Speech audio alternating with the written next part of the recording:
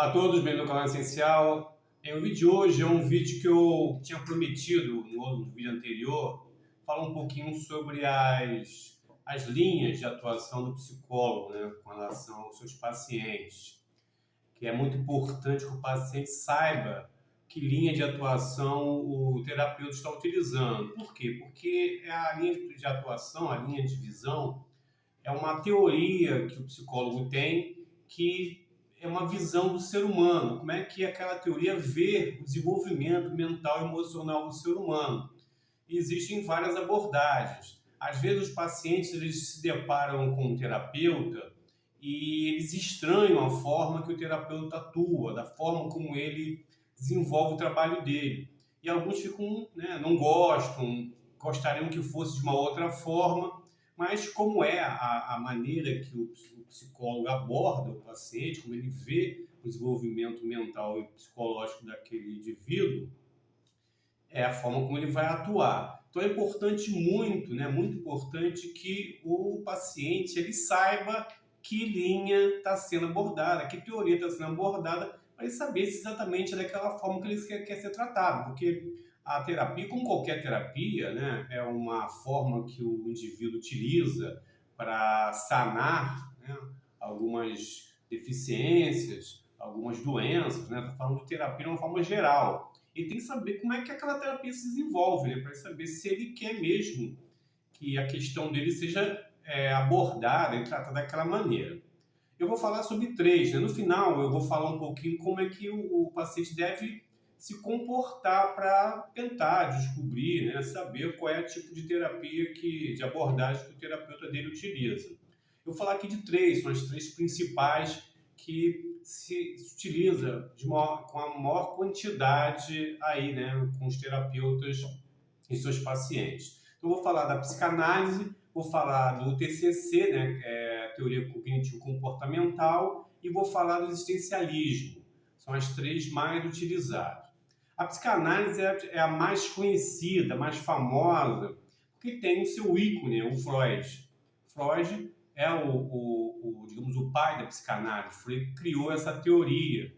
E a teoria ela tem como base a existência de uma estrutura psíquica no indivíduo que na desarmonia dessa estrutura é que causa os distúrbios, a neurose e a psicose, né? São as duas categorias de distúrbio que a psicanálise reconhece no indivíduo, a neurose e a psicose.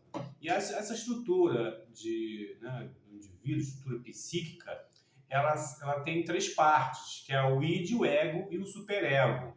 Também se fala muito, né? Porque como a psicanálise, assim, a gente tem que observar, né? Ela é uma teoria interessante, mas ela tem toda uma influência de todo um contexto, principalmente no Brasil. Tem outros países que a psicanálise ela não tem tanta força, né? Mas no Brasil ela tem bastante presença. E tem umas razões para isso. Então, assim, ela adora essa estrutura psíquica e na desarmonia dessa estrutura causa a neurose e a psicose, que é a disfunção dessa estrutura. Então, quando o paciente está sendo abordado por essa teoria, é claro que o psicanalista ele vai tentar identificar um desarranjo nessa estrutura e uma ênfase ou um exagero em uma dessas partes, no id, no ego e no superego. Ao decodificar isso, ele tenta fazer esse rearranjo, né? Rearranjar essa estrutura para que o indivíduo fique equilibrado.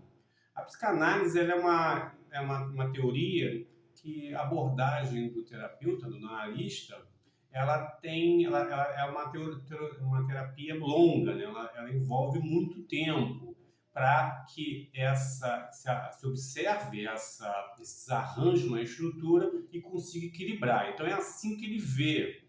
A psicanálise tem aqueles clássico, né, do divã, e tem às vezes a psicanálise mais ortodoxa, onde ela tenta minimizar, né, o máximo possível o contato do terapeuta com o paciente. Então, alguns terapeutas, alguns analistas, eles atendem o paciente de costas, né? O paciente ele não tem condições de observar as reações do terapeuta. Então, o terapeuta fica atrás dele, né? Numa posição onde não existe a possibilidade do paciente olhar o terapeuta, o analista, e observar as suas feições, as suas reações, porque nessa teoria, nessa abordagem, a forma como o terapeuta, o analista, ele pode transparecer algum tipo de informação de aceitação ou negação pode influenciar na reflexão e na forma como o paciente vai elaborar aquela questão. Então, a psicanálise é basicamente isso, não tem a necessidade de equilibrar uma estrutura psíquica que existe no indivíduo. O TCC, a teoria cognitivo-comportamental, é uma teoria que busca atender ou satisfazer a resolução do comportamento em si, do que está acontecendo naquele momento. Então, se eu tenho um comportamento que me traz algumas consequências, o terapeuta da TCC, ele busca elaborar uma estratégia que modifique ou que resolva aquele comportamento simplesmente. Tá? Então, o TCC, de repente, ele não se preocupa muito com questões passadas, com traumas antigos, porque o objetivo é atender à resolução daquele comportamento apresentado, às vezes substituindo um comportamento pelo outro. O TCC ele é uma derivação, vamos dizer assim, do behaviorismo, né, que é uma teoria antiga. Behaviorismo quer dizer comportamento em inglês. Então, é uma teoria que buscava exatamente atender à modificação de um comportamento, elaborado em condicionamentos, em sugestões, para que a pessoa, elaborando, né, desenvolvendo exercícios diários de comportamento, ela possa alterar aquela forma como ela age no seu dia a dia ou nas relações com as pessoas. O existencialismo é uma teoria que tem como base a ideia de que a construção do comportamento mental, emocional, é uma construção herdada. Então, todo comportamento do indivíduo ele é construído de fora para dentro, onde as pessoas absorvem todas as informações que são passadas, o que ela observa, e toma essas formas de agir, de viver como dela. Só que não são, né? Porque ela não elaborou essas informações para decidir se ela quer agir daquele jeito ou não. Mas ela começa a se comportar assim, falando a grosso modo, imitando outras pessoas, imitando outros comportamentos que ela observou, ou reproduzindo conceitos que ela recebeu do pai, da mãe, das pessoas à sua volta. O existencialismo ele busca desconstruir isso, fazendo com que a pessoa construa o seu próprio pensamento sobre todas as questões que ela vive. Então, um pensamento sobre o que é um relacionamento, sobre sentimentos, sobre dinheiro, sobre trabalho, sobre amigos, sobre religião, sobre política. Então, a procura do terapeuta existencialista é fazer com que a pessoa consiga elaborar seus próprios pensamentos com relação a isso. Porque nessa teoria, quando a pessoa ela tem a sua visão, a sua construção sobre aquilo, ela constrói a sua essência como pessoa. E aí, construindo a sua essência como pessoa, ela será fiel a ela mesma e não mais a conceitos herdados. Então, quando ela se encontra nela mesma, né, nessa construção, ela consegue se equilibrar, se estabilizar emocionalmente e ter uma relação com as pessoas, com tudo à sua volta, de uma forma mais saudável. Então, essas são as três teorias principais que são utilizadas pelos psicólogos no seu dia a dia. E é importante que as pessoas saibam como cada um está utilizando, que forma que o terapeuta está observando, porque é muito importante. Porque, por exemplo, o existencialismo e a psicanálise, por exemplo, são abordagens diferentes. Então, assim, no existencialismo, essa estrutura psíquica ela não existe. Ela não existe, não existe essa estrutura que comanda o indivíduo. Como é a psicanálise, ela não leva em consideração essa reconstrução do indivíduo, porque a estrutura já existe. O que tem que se fazer é só estabilizá-la, consertá-la. Então, se eu me vejo de uma forma e quero ser atendido conforme essa estrutura psíquica, por exemplo, se existe uma abordagem existencialista, eu vou me sentir incomodado. Ou a mesma coisa, né? Se eu tenho o desejo de reconstruir os meus pensamentos e o terapeuta me conduz para uma estabilização dessa estrutura, eu também vou me sentir incomodado. Até bem no trato, né? Por exemplo, o psicanalista, a interferência, a atuação dele direta é muito pouca, né? Muito reduzida. Alguns pacientes, às vezes, eles reclamam. Eu sento lá com um terapeuta, um analista, né? Que tem como base a psicanálise, e o contato comigo é muito pouco. Eu falo, não tenho retorno nenhum, fico incomodado, não gosto daquilo. Já as outras teorias, do TCC e do existencialismo, o contato do terapeuta com o paciente é muito maior. Então, as pessoas que querem esse contato, se elas forem ser tratadas com um analista, uma pessoa que tem a teoria da psicanálise como base, vai se sentir incomodado. Tem algumas pessoas que não gostam da interferência, gostam de falar, gostam de chegar na terapia e falar, e aquele momento ser o dele. Então, se ele tem um terapeuta onde a abordagem ela é mais interativa, é claro que ele vai se sentir incomodado. Então, é importante ter o conhecimento dessas teorias que existem, né? Elas existem e estão aí sendo utilizadas pelos psicólogos. No próximo, em frente, né, após aí a paradinha para a gente falar sobre a questão dos likes e tudo mais, eu vou falar como então o paciente deve se comportar para ter acesso a essa informação com o terapeuta, porque é um direito dele saber como ele está sendo abordado, de que forma está sendo tratado. Tá?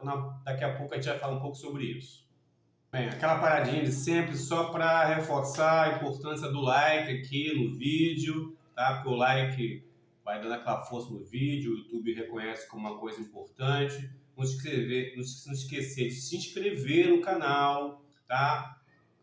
Marcar lá a notificação depois que se inscreve e compartilhar o vídeo para pessoas que você sabe que esse conteúdo vai ser importante, né? Esse conteúdo, por exemplo, é muito esclarecedor, porque as pessoas procuram terapias e tal, e às vezes se deparam com atuações que elas não se sentem confortáveis. Então, esse conteúdo, se for importante para alguém, para você, compartilhe com alguém para que ela possa ter essa informação e, quando for procurar um psicólogo, um terapeuta, se sinta confortável aí naquele ambiente, na sua terapia. Ok? Então, não esquecer de fazer todo esse ritual do YouTube para fortalecer o canal. Beleza? Vamos voltar para o vídeo. Voltando aqui para o vídeo, agora eu vou falar como é que o paciente, as pessoas devem se comportar para ter acesso a essa informação. Porque é muito importante a gente mencionar que o ambiente terapêutico tem que ser um ambiente confortável para a pessoa. Tá? Ela tem que se identificar com o terapeuta. A terapia, da psicologia, né? Terapia relacionada às questões emocionais, psicológicas, diferente das outras, é importante a relação entre o paciente e o terapeuta. Essa relação tem que ser uma relação saudável, tem que ser uma relação confortável. Eu não posso me sentir incomodado quando eu vou fazer a terapia, porque, primeiro, isso restringe a liberdade que a pessoa tem de comunicação. E aquele ambiente, como a pessoa vai falar de questões importantes, íntimas, fatos talvez que ela nunca falou para ninguém. Ela tem que ter esse conforto nesse momento. Então, a terapia tem que ser, de uma forma definitiva, um ambiente de conforto para o paciente. Então, o terapeuta tem que ser uma pessoa, um indivíduo que vai construir esse ambiente de conforto para que se sinta vontade para interagir e assim que a terapia tenha o seu resultado. Então, como é que o paciente tem que fazer? Logo que você procurar um psicólogo, na primeira sessão, você tem que perguntar qual é a abordagem que o terapeuta está realizando. Se o terapeuta ficar incomodado, então você já pode desistir dele, sai fora e vai para outro, porque é uma obrigação do terapeuta ter uma relação aberta com o seu paciente e passar para ele de qual a forma que ele vai ser tratado, que tipo de tratamento ele vai se submeter. Então, se o terapeuta ficar ali, se sentir melindrado, achando que está tendo uma pergunta inadequada, você já pode perceber que o terapeuta ele não pode te atender como você gostaria, porque ele aparentemente quer ser a estrela naquele momento, tendo o poder, o controle daquilo, e não é isso, né? A terapia é uma troca, é um lugar onde não existe, não pode existir apenas uma pessoa, um elemento que vai comandar. Às vezes o terapeuta ele comanda, né, as suas ações, mas às vezes o paciente ele conduz a terapia. Às vezes é muito importante que ele conduza, porque ele vai conduzir para o lado, para as questões que são importantes para ele. Às vezes o terapeuta ele fica conduzido para um lado que ele acha que é importante e não é aquilo que é importante para o paciente. Então, às vezes é importante que o paciente conduza também. Então, se você pergunta para o terapeuta qual é a sua abordagem e ele se nega, ele fica incomodado, procure outro. Então, no primeiro dia, é importante que você faça essa pergunta. E depois, como a terapia começar, você tem que perceber se você vai se sentir confortável naquele ambiente. Então, eu chego e pergunto, qual é a sua abordagem, doutor? E ele fala, não, eu sou psicanalista, é a psicanálise. Eu acho que psicanálise, eu escuto psicanálise, pode ser uma coisa legal, no Freud e tal. Eu chego lá e tenho aquela interação bem reduzida, quase não há uma abordagem direta do terapeuta, ele fica longe do meu foco de olhar, e eu não gosto disso, eu quero uma interação, eu quero uma coisa mais dinâmica.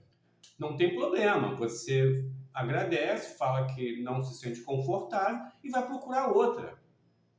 E faz o mesmo processo com o próximo. Você só pode continuar numa terapia se você se sentir confortável. Então vai lá, o TCC. E aí o TCC, ele quer lá, o terapeuta abordar, mudar aquele comportamento e fica ali passando exercícios e elaboração de comportamentos, de tendências para que você possa ir modificando naquele momento o seu comportamento apresentado ali, e você não quer, você quer falar um pouco do seu passado, você quer falar um pouco da sua vida, do seu pai, da sua mãe, do que aconteceu com você. Mesma coisa, agradece e vai para um outro terapeuta. E essa é a mesma coisa com o existencialismo, né? Ele tenta se reconstruir, tenta fazer com que você fique elaborando pensamentos sobre questões que você tinha como certas e tal, e você não quer isso, você quer resolver o seu comportamento naquele momento. Você, por exemplo, quer parar de fumar, você quer parar de beber, você quer parar de ser ciumento. E para você não importa ficar pensando ou elaborando questões com relação a conceitos. Mesma coisa, agradece e procura. Então, a atitude que o paciente tem que ter com relação ao terapeuta é, no primeiro dia da sessão, primeira sessão, perguntar qual é a teoria, qual é a abordagem daquele psicólogo. E depois, no decorrer do tratamento, observar se você se sente confortável ou não com aquele ambiente, a forma que ele aborda. Se você não se sentir confortável, tudo bem, procure outro. Se você se sentir confortável, aí sim, com certeza a terapia vai se desenvolver e você vai atingir o seu objetivo, que é resolver suas questões, e o terapeuta também vai ter o objetivo dele, que é com o trabalho dele fazer com que você resolva suas questões. Entendeu? Então, basicamente é isso. Tendo um pouco essa visão reduzida que eu falei para você das terapias, que as terapias são terapias que têm uma construção mais complexa, mas basicamente foi o que eu falei, tendo noção a isso, você já pode pensar, poxa, eu já me enquadro nessa, eu me enquadro na outra. Vai com relação a precisar de terapia, procura o terapeuta, faça a pergunta, ó, essa aqui foi o que o psicólogo lá falou, parece que eu gostei, vou tentar, vou seguir em frente. Me adaptei, gostei, sigo em frente. Não era aquilo, eu achei que era uma coisa, não me adapto. Procurou outra, até encontrar um ambiente, um terapeuta que você se sinta confortável. Como falei, terapia, como diferente das outras, eu preciso estar conectado, preciso estar confortável naquele ambiente e com o terapeuta. Se isso não existe, a terapia não acontece e não tem resultado. Ok? Então, essa foi a reflexão de hoje, passar um pouquinho sobre como é que os psicólogos trabalham aí no seu dia a dia e como os pacientes possam ter acesso a uma terapia que eles se sintam confortáveis. Ok? Se vê no próximo vídeo. Um abraço e fiquem em paz.